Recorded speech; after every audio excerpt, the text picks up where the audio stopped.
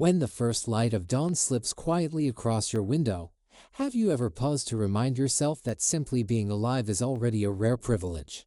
The Stoic philosophers once wrote, "When you rise in the morning, think of what a privilege it is to be alive, to breathe, to think, to enjoy, to love." That simple reflection is not sentimental fluff. It is the foundation. Gratitude is not just a pleasant emotion to sprinkle on top of your life. It is a discipline. It is a shield. It is the weapon that cuts through entitlement, comparison, and anxiety. Gratitude is what pulls you out of the whirlwind of thought and sets your feet down firmly in the present moment, the only moment where life is actually happening. Look around at how most people begin their mornings. Eyes barely open, they reach straight for their phones. Notifications, news alerts, messages, a flood of noise crashes into a mind still half dreaming. Before they even return fully to themselves, they are already reacting. Their day has been hijacked before it has truly begun. Carl Jung once said, "Until you make the unconscious conscious, it will direct your life, and you will call it fate." If you wake up and allow your mind to spin unobserved, obsessing over work, replaying conversations, worrying about what people think, you aren't really living. You are surviving on autopilot. Gratitude interrupts that autopilot. It's the break in the pattern. It is the anchor dropped into stillness before the storm of the day arrives. And it matters, because life is fragile. We forget this. We complain, we compare, we coast as though tomorrow is guaranteed. But it isn't. A diagnosis, an accident, a phone call in the middle of the night, everything can change in a single breath. To truly realize this is to recognize that nothing is promised. Gratitude then ceases to be a nice morning habit. It becomes a survival skill, a daily lifeline. So begin simply. Sit up. Inhale 3 long, steady breaths. Feel your chest rise and fall.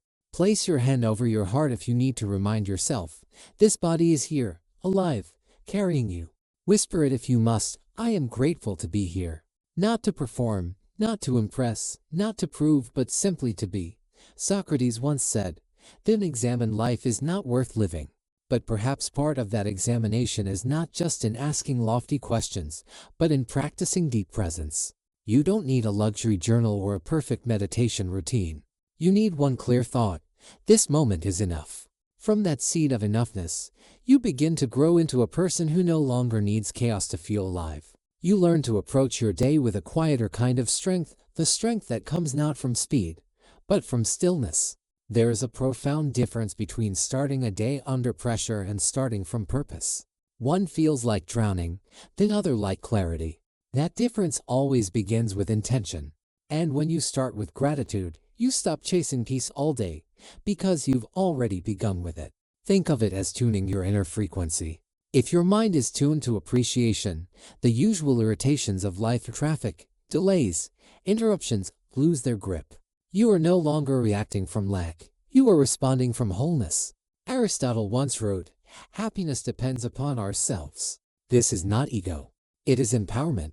Happiness is not found in the morning's headlines or in the approval of others. It is not handed to you by circumstance.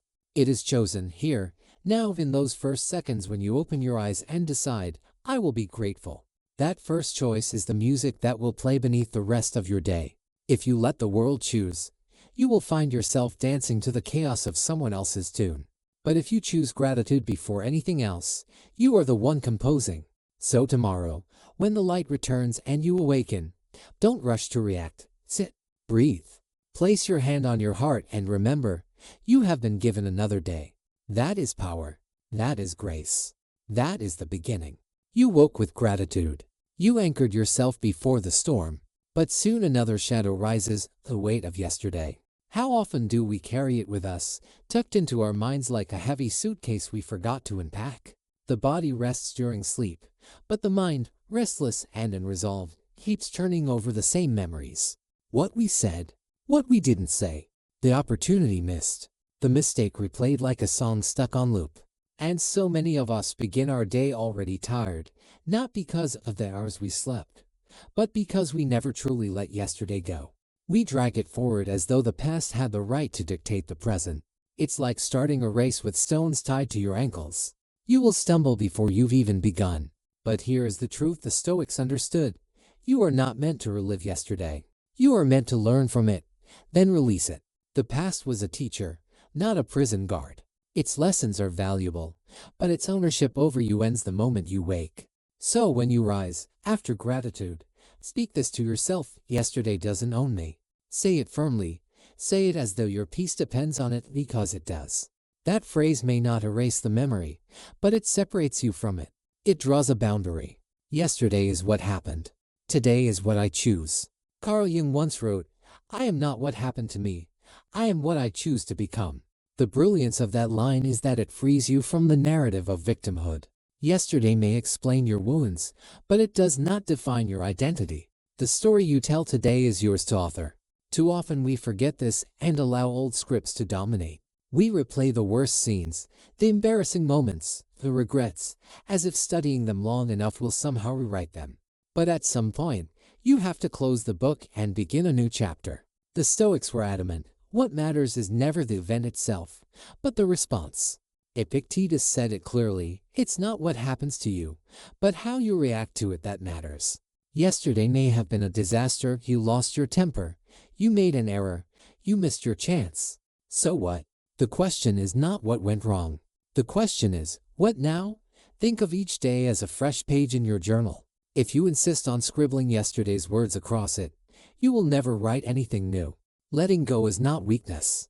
It is strength. It is discipline.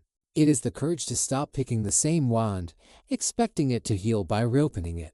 Socrates taught that an examined life is essential, but examination is not endless rumination.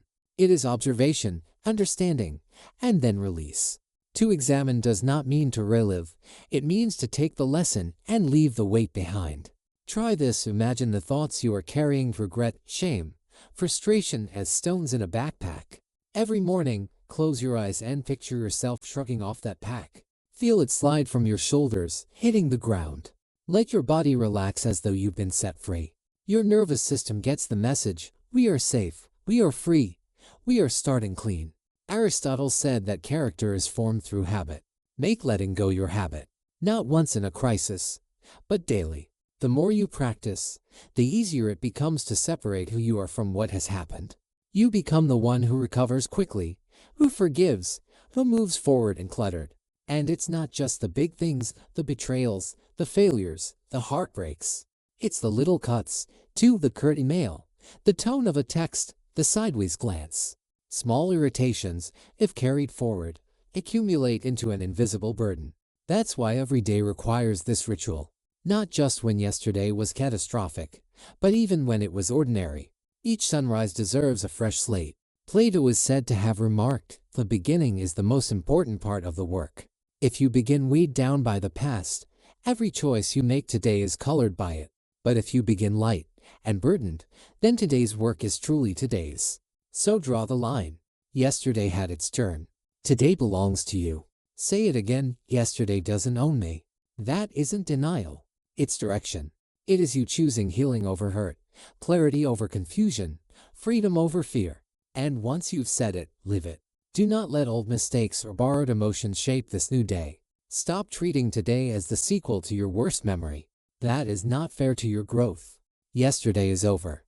Today is yours. You've woken with gratitude. You've set down the weight of yesterday. And now, the third challenge presents itself: the restless mind. You pour your morning coffee, and before the cup cools, you've already opened your phone. Notifications pull you into a dozen conversations at once. A news headline stirs unease. An unfinished task resurfaces. A memory, a fear, a random thought all crowd the stage of your awareness. Within minutes, your mind is sprinting in 10 directions, dragging you along. It feels as though life is spinning out of control. But the Stoics knew the truth centuries ago: the world outside cannot harm you as much as the chaos within. That is why they trained daily to master their thoughts before their thoughts mastered them. Marcus Aurelius wrote, "You have power over your mind, not outside events." Realize this, and you will find strength. Those words are not lofty theory. They are the essence of sovereignty. The world will always carry noise, change, and conflict. You cannot tame it all, but you can direct your mind, the one domain that is fully yours. So when you wake, after you've anchored with gratitude and released the past, speak this to yourself: I control my mind. Not the other way around. Say it before the tasks, before the headlines, before the avalanche of input arrives.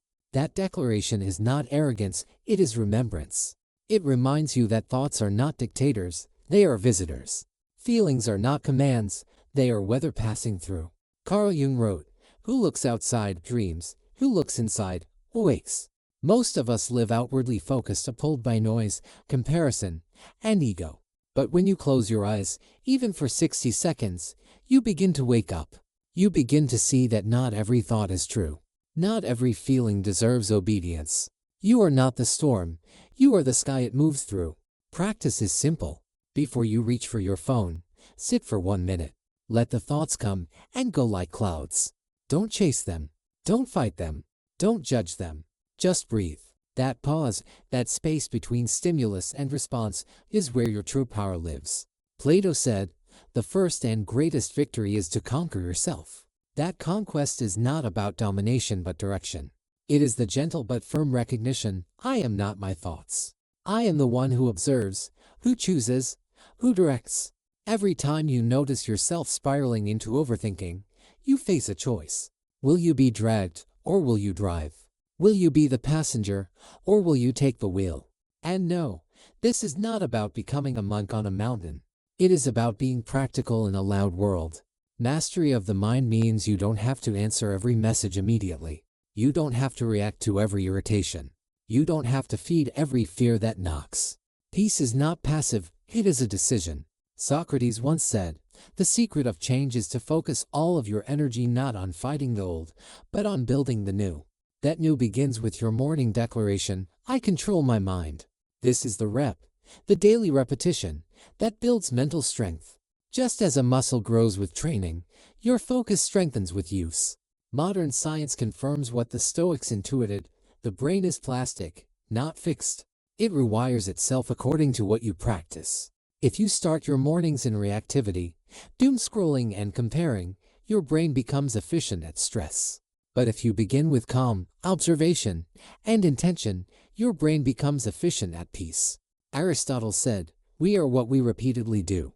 Excellence, then, is not an act, but a habit. So, it is with mastery of the mind. You don't become calm overnight. You become calm by choosing calm every morning, by returning to it when you forget, by practicing until it becomes your default. And you will forget. You will have days when your mind drags you, when your emotions flood you, when you react before you remember. That is not failure. That is practice. The Stoics never demanded perfection. They demanded awareness. The true growth is not in never slipping, but in noticing sooner and returning faster. So tomorrow morning, before the emails, before the noise, pause. Close your eyes. Inhale calm. Exhale chaos. Let that be your compass. Let it be your shield. Let it be the reminder that though the world is loud, you can be louder in the silence of your own certainty. That is how you reclaim your power, day after day. You have begun the day with gratitude. You have set yesterday down. You have claimed mastery over your mind. And now another choice rises before you. How will you meet the world? Because no matter how carefully you anchor your morning, the day ahead will place people in your path. Some will inspire you, others will irritate you. Some will cross your boundaries, some will test your patience. And in these encounters lies the true proof of your practice. It is easy to remain calm in solitude. It is easy to feel grounded when no one is pushing against you. But what happens when you step into the noise of life, when a colleague snaps at you, when someone cuts you off in traffic, when a stranger's rudeness stings? What then? This is where the Stoics were radical. They did not equate strength with harshness. They did not believe that coldness or detachment proved superiority. Marcus Aurelius, emperor of Rome and commander of armies, wrote these words in his private journal: "Kindness is invincible, if it's sincere." He understood that true power is not shown in dominance, but in restraint. It is not in how loudly you speak, but in how gently you stand. So after mastering your mind, remind yourself of this: kindness is my superpower. Not kindness as weakness, not kindness as performance, but kindness rooted in clarity and discipline. Consider this: it takes no effort to mirror hostility. Anyone can lash back when provoked, but it takes immense inner strength to pause, to respond deliberately, to remain grounded in compassion even when compassion is not offered to you. That is mastery. That is courage. Carl Jung once said, "Knowing your own darkness is the best method for dealing with the darkness of other people." We all carry shadows. We all wrestle with fear, with insecurity, with pain we rarely show. When we see it spilling out of others, we often forget that it mirrors something we, too, have carried. Kindness is the bridge. It says, "I recognize your humanity, even when it is hidden beneath your defenses." Does this mean you excuse cruelty or tolerate abuse? No. Stoic kindness is not passive. It is not fawning or fake. Marcus himself warned against pretending. True kindness is firm and clear. It is the ability to hold boundaries without venom, to speak truth without cruelty, to act from strength instead of ego. And when you begin your day with this posture, something changes in you. You stop entering rooms looking to prove yourself. You begin showing up to offer yourself. You speak softer, not because you fear being unheard, but because you no longer need to shout. You react slower, not because you are indifferent, but because you value peace more than victory. Socrates is credited with saying, "Be kind, for everyone you meet is fighting a hard battle." It was not meant as poetry, it was meant as instruction. The harsh words people throw are often born of their own wounds. The coldness they project is often the armor around their own fear. To recognize this is to stop taking every slight personally. To recognize this is to respond from understanding rather than impulse. So make it practical. Choose one act of kindness each day, a small gesture, deliberate and sincere. Compliment someone who seems unseen. Pause to truly listen when someone speaks. Send a message to a friend without expecting anything in return. It doesn't matter how small. The act is not about the size, it is about the orientation of your spirit. And here is the paradox: the act of kindness may help someone else, but the one most transformed is you. Each act reinforces your identity as someone who chooses intention over impulse. With repetition, kindness ceases to be a choice. It becomes your nature. Plato once said, "Excellence is not an act, but a habit." The same is true of kindness. It is not something you do when you feel like it, or when people deserve it. It is something you practice until it flows from you naturally, because it has become who you are. And yes, the world may misunderstand you. Your calm may be mistaken for indifference. Your patience may be misread as weakness. But remember, you are not performing for them. You are aligning with your values. You are reflecting the person you are building. Because true influence, the kind that endures, is not built on charm or intellect or dominance. It is built on consistent virtue, and kindness is one of the strongest. The Stoics were not naive optimists. They were warriors of the mind who endured loss, betrayal, and hardship. Yet they insisted, virtue matters, and kindness is the proof of virtue in action. It is not optional. It is central. So tomorrow morning, as you prepare to face the world, add this to your declarations: kindness is my superpower. Carry it with you not because you need the world's approval, but because it is who you have decided to be. That decision will not only change the rooms you walk into, it will change the very atmosphere within you. And over time, it may change others too, quietly, steadily, deeply. You began your day with gratitude. You set down the weight of yesterday. You claimed sovereignty over your mind. You chose to meet others with kindness. And now comes perhaps the deepest realization of all: time is fleeting, and the only moment you ever truly hold is this one. Have you ever blinked and wondered where the week went? One moment it's Monday morning, the next it's Friday night, and the days in between blur into meetings, notifications, endless tasks you barely remember agreeing to. Life rushes past while you are busy catching up. You wake not to presence but to momentum, swept along by a current you didn't choose. The Stoics spoke often of this truth. They called it memento mori, remember death. Not as a dark obsession, but as a bright reminder: nothing is guaranteed. Not the next year, not the next day, not even the next hour. To remember this is not to become morbid, but awake. Because when you realize everything is temporary, even the stress and the struggle, you begin to treat each moment as precious. Plato once wrote, "Time is the moving image of eternity." That phrase sounds abstract until you see how little of it you actually inhabit. Most of us are somewhere else, our minds caught in regret for yesterday or worry for tomorrow. Rarely do we fully arrive in the present. Yet here, in this ordinary moment, is where life is. This breath, this taste of coffee, this patch of sunlight, this voice of a friend. These are not small things. These are everything. Carl Jung observed, the ability to be in the present moment is a major component of mental wellness. It makes sense. Anxiety is almost always a fear of the future. Sorrow is almost always a memory of the past. But peace lives here, and what is happening now. So declare it. This moment is all I have, so I will enjoy it. Speak it not as wishful thinking, but as orientation. You don't need to escape your responsibilities. You don't need to abandon your goals. You only need to inhabit what is actually here instead of waiting for some future perfection. This doesn't mean ignoring difficulty. Life will still be fast, loud, and demanding. Presence does not erase chaos. It transforms your relationship to it. You stop being pulled by urgency and start choosing clarity. You stop missing life while preparing to live. Seneca wrote, "True happiness is to enjoy the present, without anxious dependence upon the future." Notice, he didn't say escape the present. He said enjoy it. That means even the mundane, brushing your teeth, folding laundry, sitting in traffic, can become sites of presence if you allow them. When you slow down enough to notice, even the smallest act becomes infused with significance. Try it now. Take one deep breath. Feel it travel through your chest.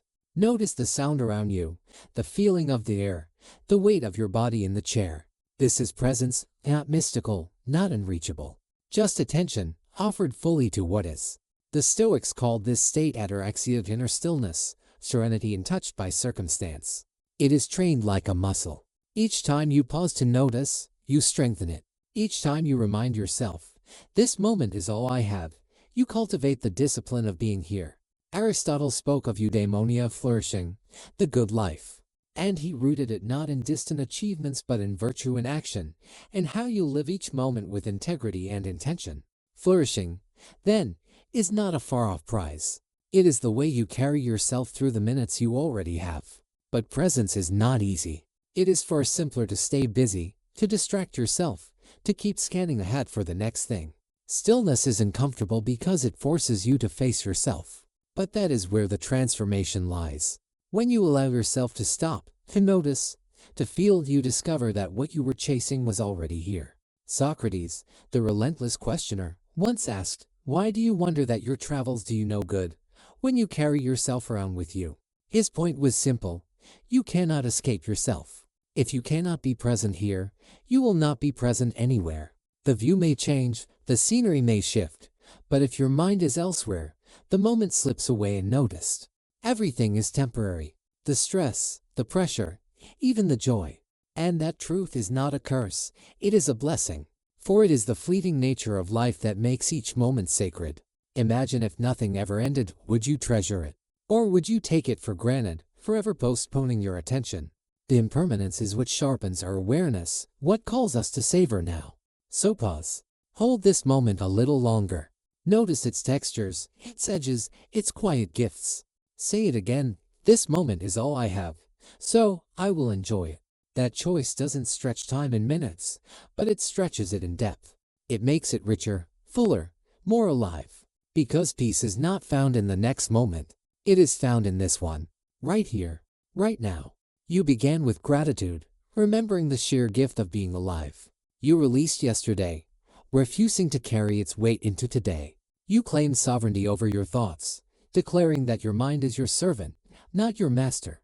You stepped into the world with kindness, offering strength through gentleness. You embraced the fleeting nature of time, choosing presence over distraction. Now, at last, all of these threads weave together into a single fabric way of life. The Stoics never promised a world free of challenge.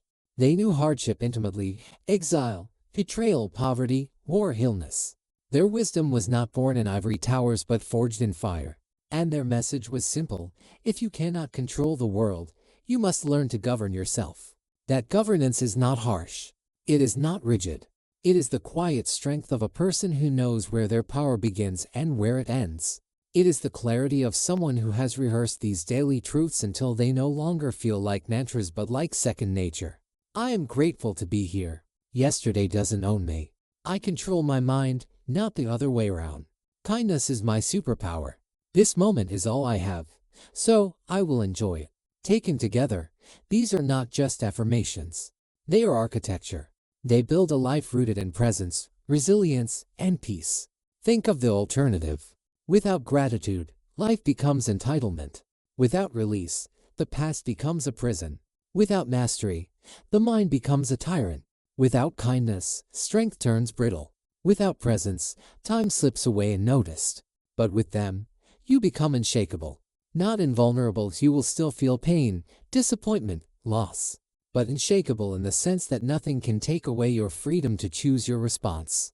And that is the deepest freedom of all. Marcus Aurelius, writing to himself late at night in a soldier's tent, asked, "You have power over your mind, why are you still troubled?" It was not rhetorical. It was a reminder.